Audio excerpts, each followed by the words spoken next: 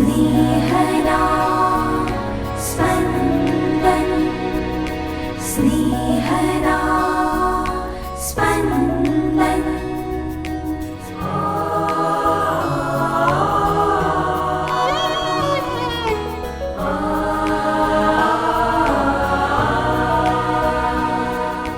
સામાન્ય કાળના 18મા અઠવાડિયાનો બુધવાર. ધર્મસભા આજે માતા મરિયમના મહામંદિરનું પ્રતિષ્ઠાપનનું પર્વ ઉજવે છે.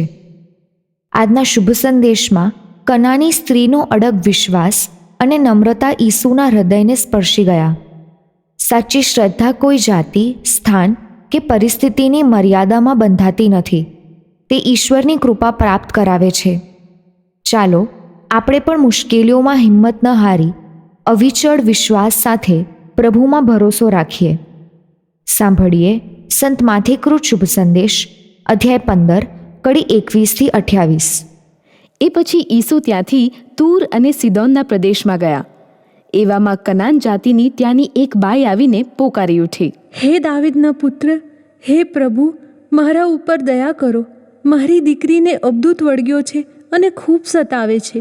પણ ઈસુએ કંઈ જ જવાબ ન આપ્યો. એટલે તેમના શિષ્યો આવીને તેમને વિનંતી કરવા લાગ્યા, એને સંતોષીને વિદાય કરી દો. એ આપણી પૂંઠે પૂંઠે બૂમો પાડ્યા કરે છે. ત્યારે ઈસુએ કહ્યું, મને તો ફક્ત ઇસરાયેલના ભૂલા પડેલા પ્રજાજનો માટે મોકલ્યો છે. પણ એવામાં પેલી બાઈ આવીને ઈસુને પગે પડીને બોલી, પ્રભુ, મને મદદ કરો. ત્યારે ઈસુએ જવાબ આપ્યો, છોકરાના મોઢામાંથી રોટલો લઈને ગલુડિયાને નાખવો એ સારું નથી. પેલી બાઈએ કહ્યું, સાચું પ્રભુ, છતાં ગલુડિયા પોતાના માલિકનું વધ્યું ઘટ્યું તો ખાય છે. ત્યારે ઈસુએ તેને કહ્યું, ઓ બાઈ, તારી શ્રદ્ધા જબરી છે, તારી ઈચ્છા ફળો. અને તે જ ઘડીએ તેની દીકરી સાજી થઈ ગઈ. स्नेहदा स्पन्दन स्पन्दन। આજના શુભ સંદેશનો સાજાપણું આપ્યા પહેલાંનો ભાગ આપણને આઘાતજનક લાગે કે કરુણામૂર્તિ ઈસુ આવી કઠોર રીતે વર્તી શકે ખરા? પણ પછીના ભાગમાં આ પ્રસંગ પાછળ છુપાયેલી શ્રદ્ધા, વિનમ્રતા, ખંત અને ઈશ્વરની કૃપા વૈશ્વિક સ્તરે બધાને માટે છે એનું દિવ્ય પ્રકટીકરણ. ઈસુ તૂર અને સિદોનના પ્રદેશમાં જાય છે. એ યહૂદીઓની ધાર્મિક સરહદની બહાર આવેલો વિધર્મીઓનો પ્રદેશ હતો.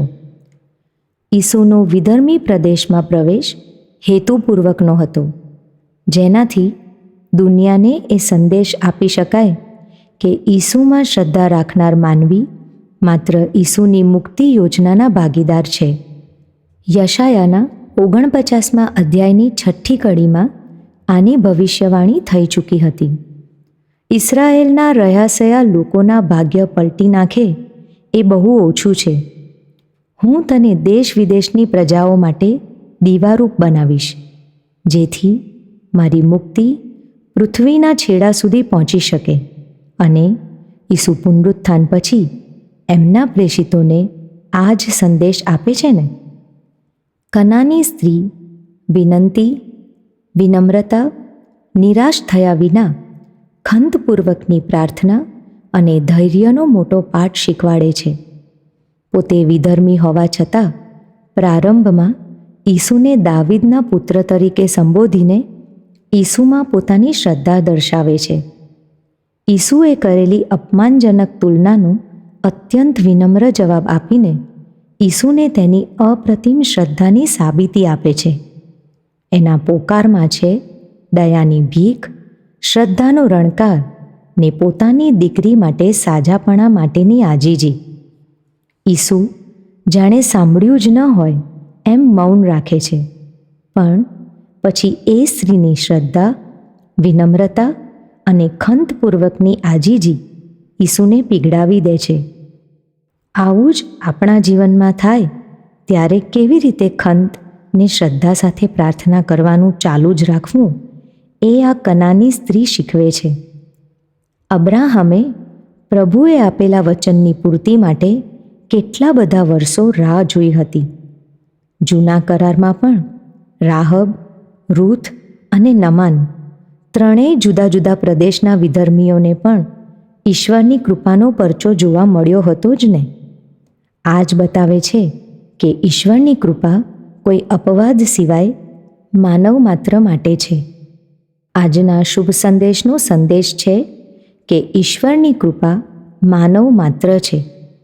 શ્રદ્ધા કોઈ એક જાતિ કે દેશ, વર્ગ કે પ્રદેશનો ઇજારો નથી, પણ માનવ માત્રનો હક છે. વિનમ્રતાથી ધીરજ આપોઆપ બંધાય છે. ખંતપૂર્વક પ્રાર્થના આપણી પ્રાર્થનામાં જોમ પૂરે છે. આપણી માટે વિનમ્રતા એટલે ધીરજપૂર્વક ઈશ્વરના સમયની રાહ જોઈએ અને આપણે જે માંગીએ છીએ એની પૂર્તિ માટે ઈશ્વરની કોઈ અન્ય યોજના હોય એનો શ્રદ્ધાપૂર્વક સ્વીકાર કરીએ. આપણે ખંતપૂર્વક પ્રાર્થના કરતા ઈશ્વરની કૃપામાં વિશ્વાસ રાખીએ, વિનમ્ર બનીએ અને એ બધા થકી આપણી પ્રાર્થનામાં શ્રદ્ધાનું ઈંધણ પૂરીએ તો ઈશ્વર જે આપણે માટે જરૂરી છે તે યોગ્ય સમયે આપશે જ. એ બાબતમાં શંકા જ નહીં રહે.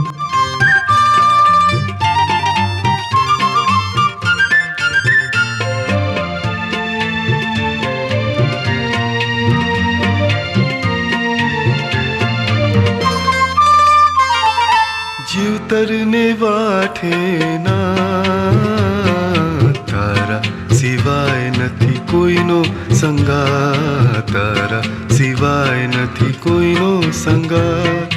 જીવતરને વાઠે ના તારા સિવાય નથી કોઈનો સંગા, તારા સિવાય નથી કોઈનો સંગા.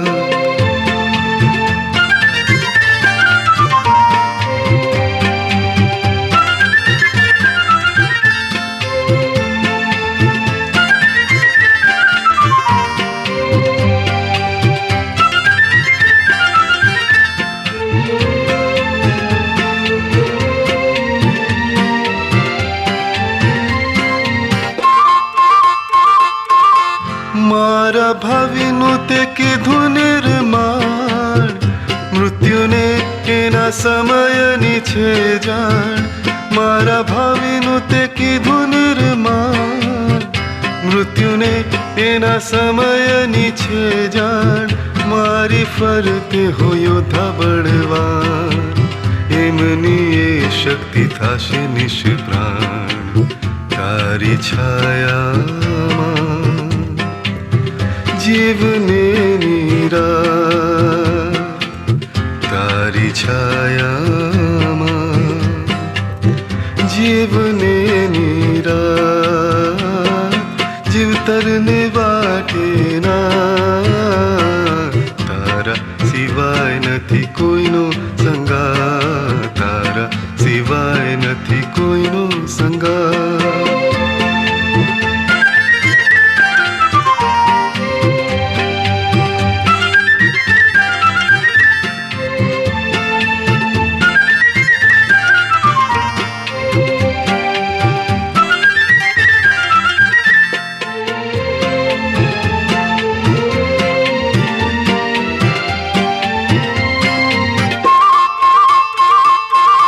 ઈશ્વર બાળકને ડર શાનો હોય, પ્રભુના લોકોને ધાક કોની હોય. ઈશ્વર બાળકને ડર શાનો હોય, પ્રભુના લોકોને ધાક કોની હોય. તારે તે આશરે ભરતું હું શ્વાસ, રાજા હે રાજા છે તારો વિશ્વાસ. તારા તેડાની હું જોઉં છું વાત, તારા તેડાની હું જોઉં છું વાત.